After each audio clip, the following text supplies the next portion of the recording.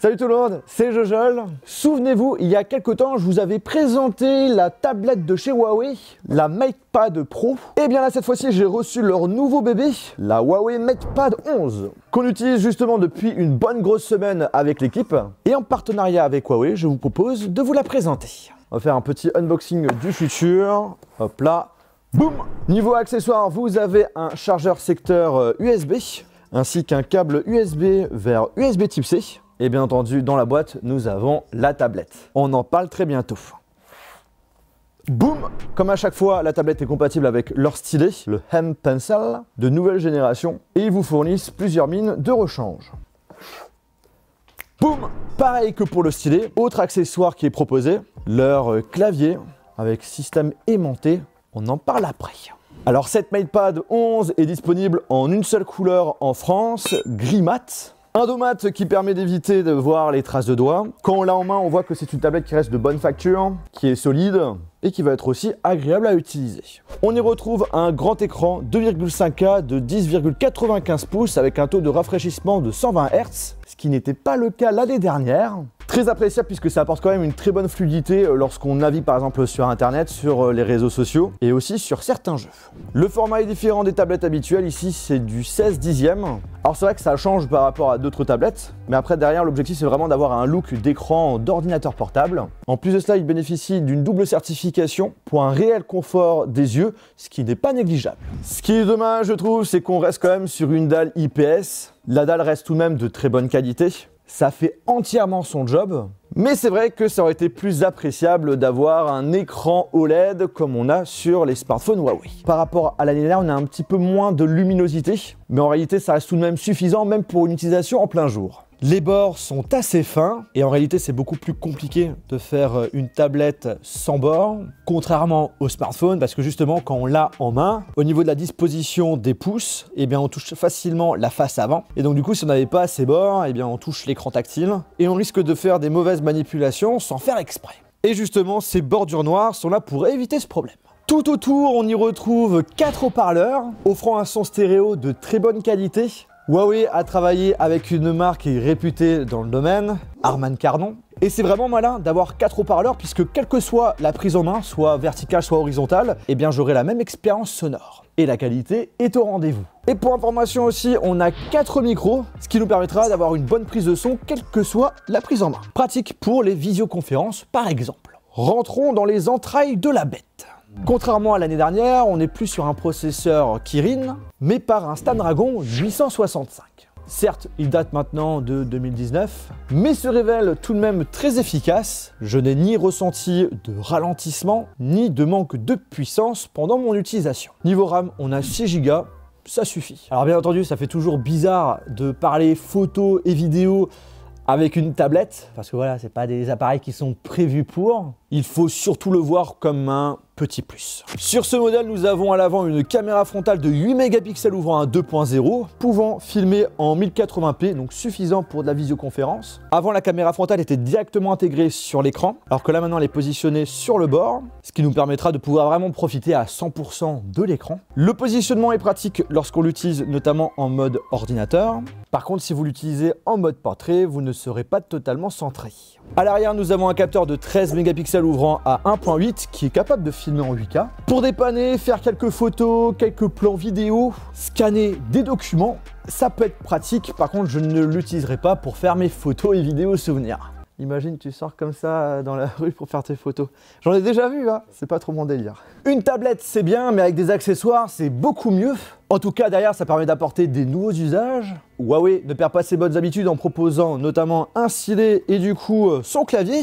Clavier pratique si par exemple vous faites du télétravail et si vous voulez transformer votre tablette en un ordinateur portable. Parlons dans un premier temps de leur stylet, le M Pencil. C'est la deuxième génération avec le système aimanté qui permet de pouvoir recharger directement le stylet avec la tablette et également éviter de prendre des accessoires pour pouvoir ranger le stylet. T'as juste à le mettre et le tour est joué.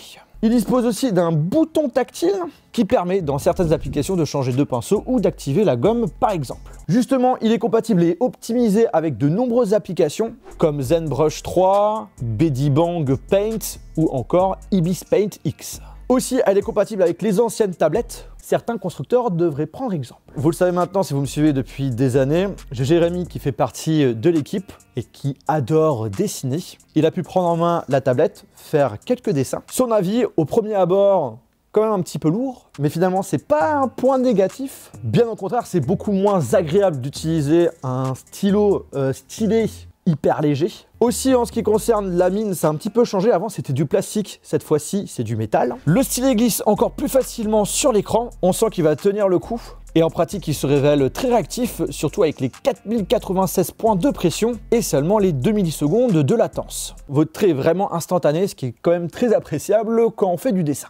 Ce que je peux dire, c'est que c'est très fluide, ça marche très bien. Et je pense que le 120 Hz a un impact dessus. Pour prendre des photos, faire des dessins, faire de la retouche, c'est le parfait compagnon. Ça peut arriver si vous utilisez vraiment énormément le stylet, qu'à un moment il faudra changer la mine. Après, il faut vraiment le faire. Mais sinon, il y a juste à dévisser et de revisser et le tour est joué.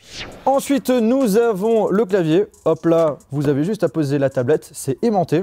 Voilà, il faut le faire pour que ça tombe. Et qui vous permet tout simplement de transformer la tablette en un ordinateur. Derrière, c'est super simple. Le clavier est très agréable au toucher. Et quand on le ferme, ça protège tout simplement l'écran. Ça, c'est une question à chaque fois qu'on me pose, c'est est-ce que ça fait du bruit? Ça va. Ça se connecte automatiquement sur la tablette. Juste dommage, c'est pas rétro-éclairé et vous n'avez pas de trackpad. Il faudra donc utiliser, si vous voulez avoir absolument une souris sans fil qui se connecte avec la tablette.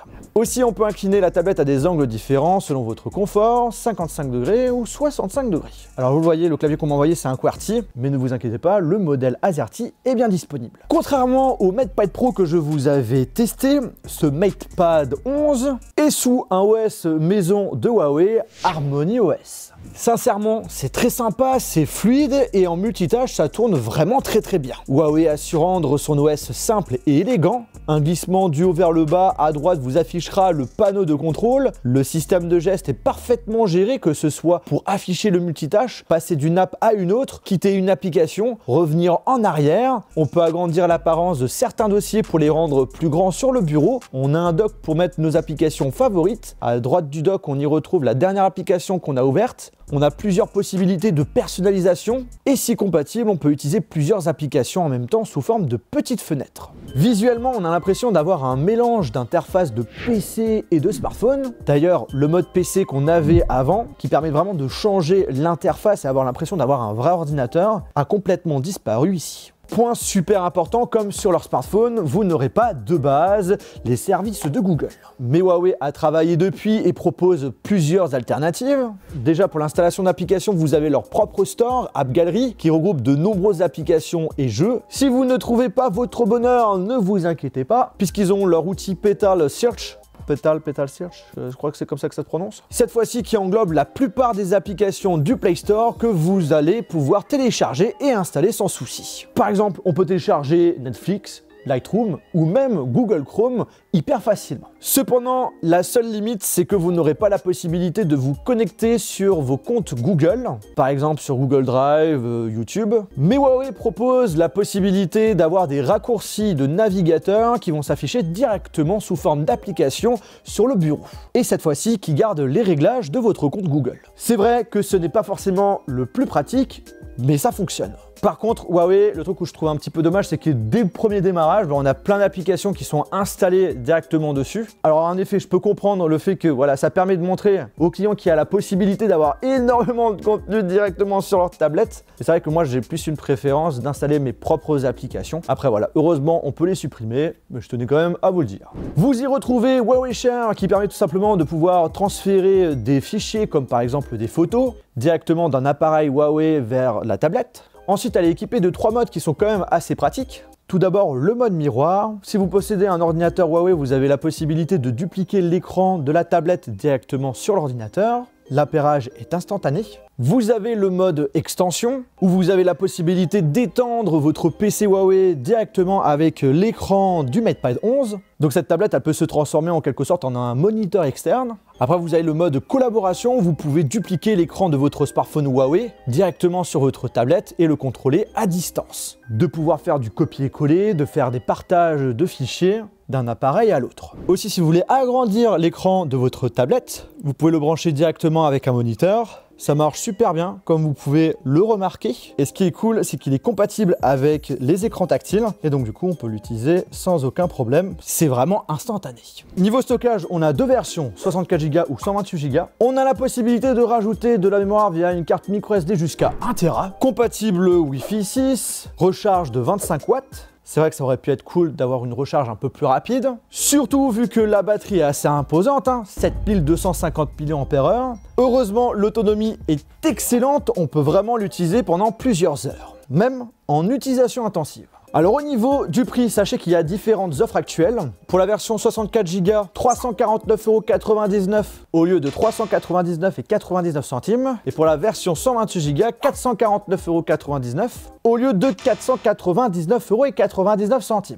J'avoue que pour 100 € de différence, je préfère plus privilégier le 64 Go et d'avoir une carte mémoire en plus. Bref, cette tablette, c'est une très belle surprise, même si pas d'OLED, pas de recharge ultra rapide, pas les services de Google installés de base. Huawei montre qu'ils sont tout de même capables de pouvoir proposer un très bon produit qui va plaire aux créatifs et personne à la recherche d'une tablette avec un très bel écran, une très bonne autonomie, une interface simple et élégante, un multitâche qui fonctionne et différents modes pratiques pour une utilisation perso et même pro.